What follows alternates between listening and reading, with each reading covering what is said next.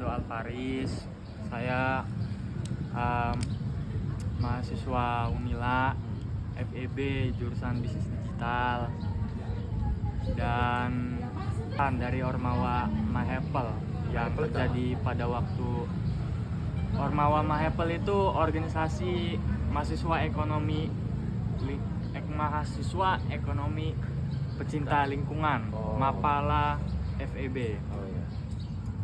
Saya salah dari kekerasan dari mereka yang terjadi pada tanggal November 11 sampai 14 tahun 2024, yang dimana sejak saya berusaha melaporkan kekerasan yang terjadi terhadap saya, dimana saya mengharapkan keadilan, malah saya mendapatkan tekanan.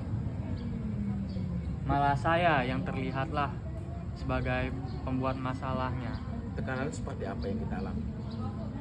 Seperti ancaman mahasiswa hilang dari Mahepel dan kuasa nilai saya gitu dipegang sama dekanat. Dan kalau saya bercerita lagi, kalau ada berita yang up lagi, nilai saya itu bisa diubah-ubah sama mereka. Kalau saya minta bantuan suatu masalah, mereka nggak mau bantu. Saya diperintahkan untuk menandatangani suatu surat yang dimana tentang jangan cerita lagi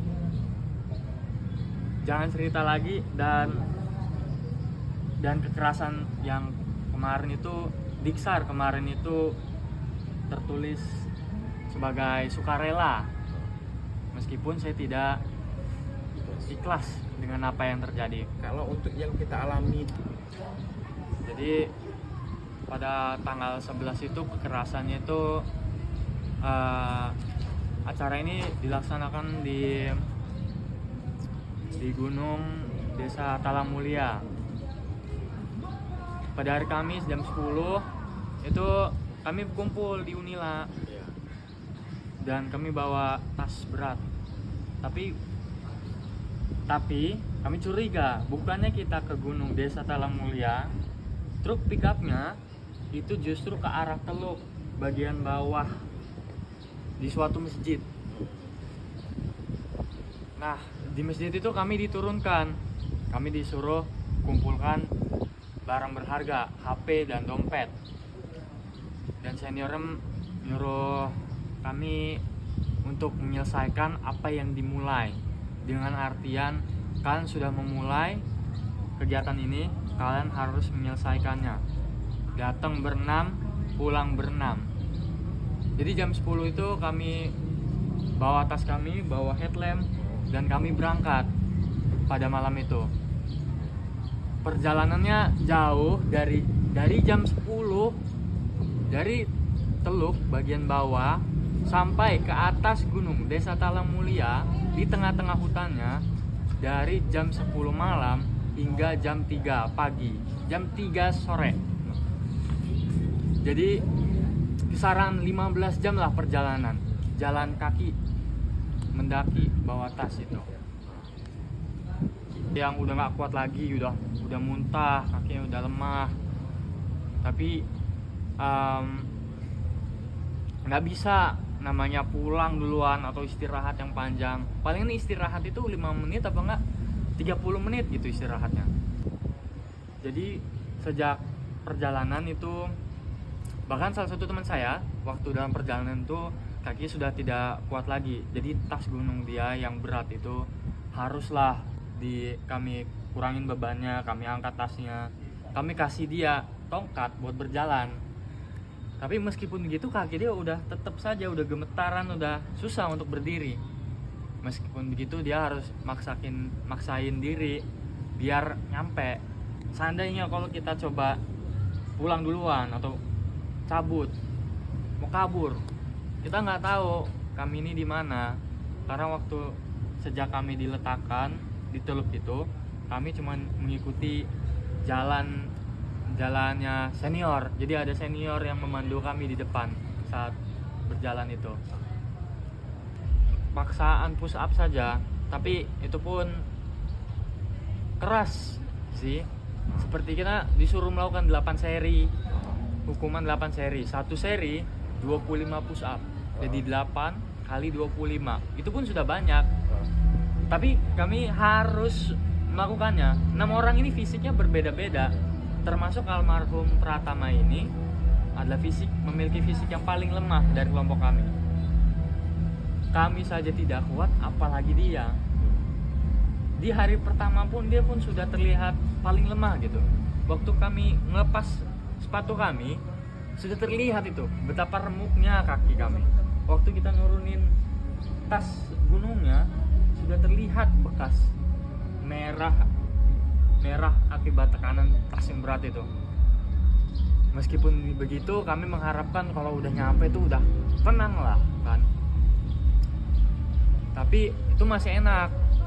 Tapi waktu hari itu, hari Kamis, hari sore, itu masih normal. Kami disuruh bangun tenda dengan kayu, ranting-ranting dan daun.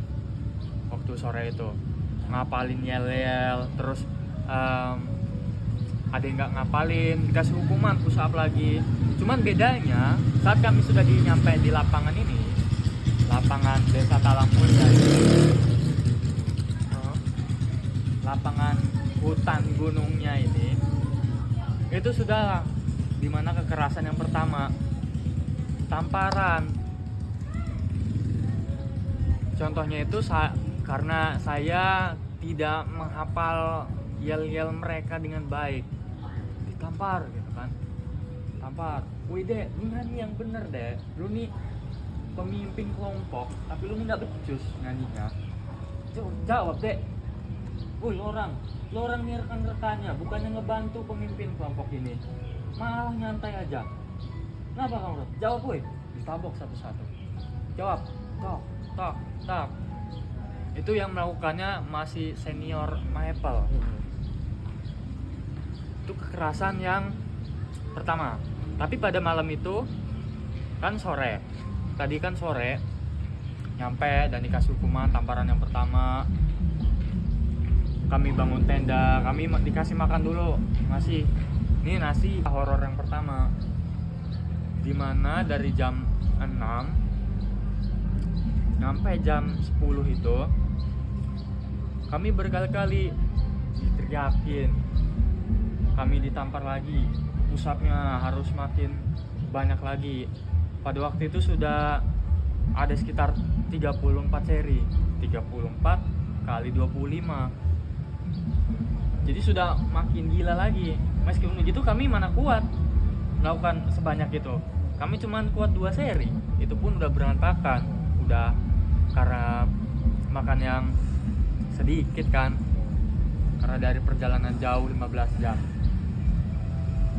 Dari ini itu ada kakak senior, Kak Apet, kesel karena kami kurang kompak. Udah, lo orang ini berenam, ingat yang gue bilang, kurangi kesalahan, kurangi hukuman kalian. Kali ini berenam satu badan. Kalau satu kena hukuman, semuanya kena. Satu kena tampar, kena semua. Dengar nggak? Lo orang ini jalan aja nggak becus, nggak kompak, nggak bareng, push up aja nggak benar. 6 orang ini perutnya dipukul sama dia. Si almarhum Pratama waktu ditampar dibilang sama seniornya, waktu ditampar satu semua kena tampar.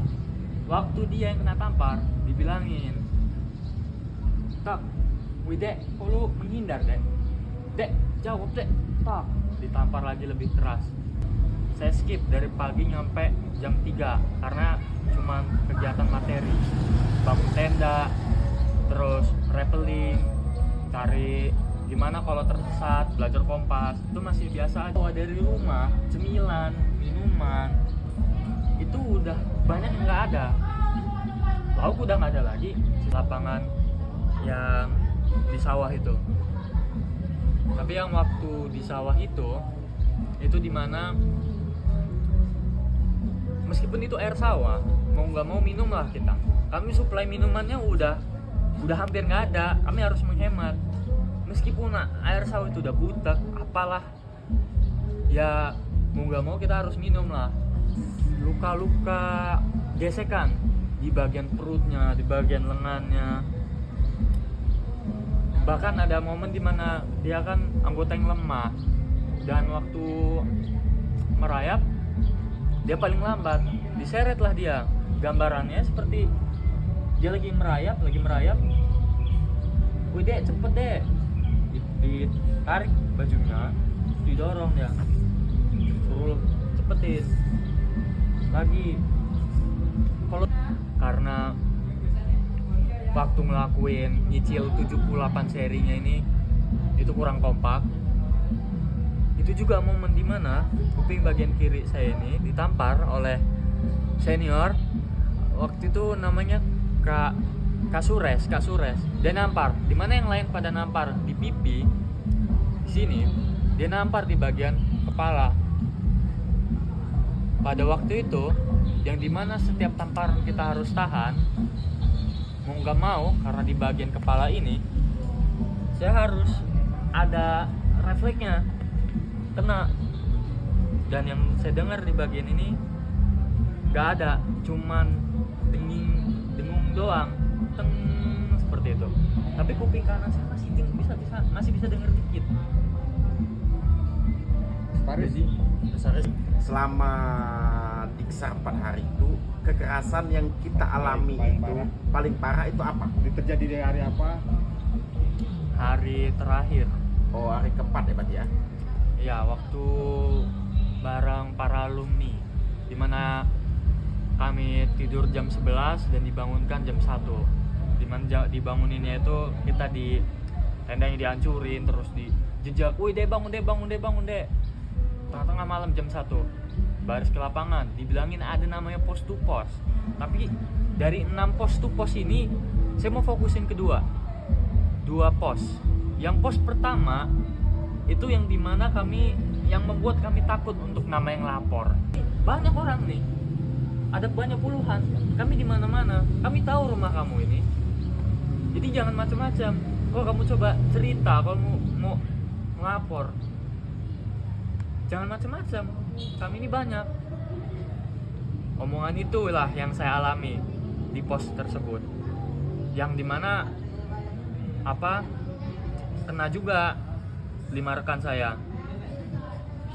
Dari omongan dia, waktu bulan itu November dan Desember sulit sekali untuk membuat laporan karena kami jadi tamparan ada ancang-ancangnya. Toh, dipukulnya lebih keras lagi. Dek, denger nggak dek? Tak. Ditendang ke depan seperti ini. Lalu merayap di tanah dan di sawah yang banyak batunya, yang mengakibatkan banyak sekali luka dan gesek. Kamu keluar nyampe keluar sekolah kuliah? Belum. Waktu kuliah saya berusaha nggak mencolok, takut ketemu Maple itu senior. Kiri itu pecah dan nggak bisa dengar bagian kiri. Dimana sembuhnya itu lama, 2 bulan gitu, 3 bulan. Tapi sekarang udah mending, meskipun hanya 95%.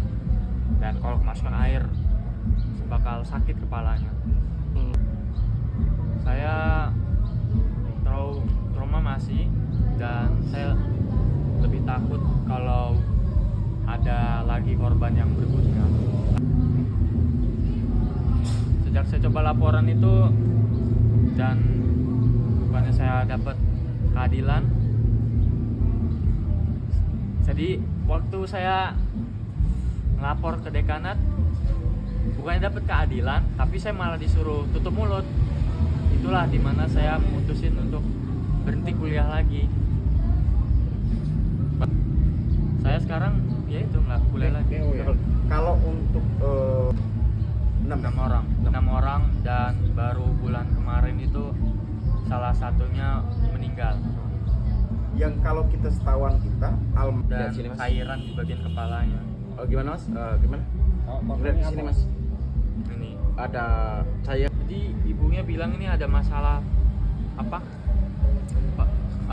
Darah di bagian pembekuan kepala ini kepala. bermasalah. Iya. Makanya dipasang infus ya. Kemarin Iya. itu pas kita jenguk dia ya. Yang aneh-aneh. Tapi setelah dari mengikuti kemah kemarin, kemah Mahapel, tiba-tiba dia perlu dirawat, makin sakit. Kalau selain apa namanya, Proses hukum. kurang tahu kalau di bawah hukum. Itu ibunya Pratama bukan hanya sekedar jangan terulang, tapi suatu perubahan lah, karena masalah ini kan apa, kekaderannya itu menggunakan kekerasan fisik gitu kan, harusnya kan udah nggak lagi. Bahkan kalau ada kegiatan UKM pun alumninya pun ikut campur. Cuman dari mereka, bukannya mereka belajar dari pelajaran, malah mengulangi berulang-ulang. Mereka untuk dibekukan. Itu harapan saya, BEM dan Hima. Jadi Mas Farid, Kampus keluar, cari kampus di Jawa sekitaran sana lah, pokoknya luar. karena ada intimidasi dan ancaman itu ya Mas? Ya, udah kelihatan seberapa payah malah disuruh tutup mulut.